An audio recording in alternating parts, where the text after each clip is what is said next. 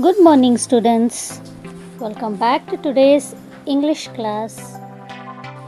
Children, today let us learn about article. Articles are words that are used to point out nouns. A and the. These are three articles. Let us learn briefly about them, children. Article A. Article A is used before a word that begins with a consonant. For example, a cow, a deer, a flower. Article An. Article An is used before a word that begins with the vowel sound. A, E, I, O, U. For example, an apple, an elephant, an ice cream. Article The.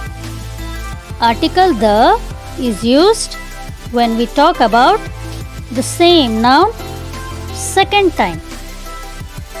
Children, let us consider one example for this. There is an elephant. The monkey is sitting on the elephant. Children, here in these sentences, the name elephant is used two times. But first time we used an before elephant. But second time we used the. Children, article the is used when we talk about the same noun second time. Children, article the is also used to introduce plural nouns.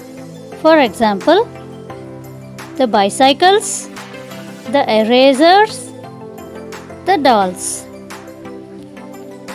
So children, in our today's class, we learnt about articles A and the. Hope children you learnt as to how to use them.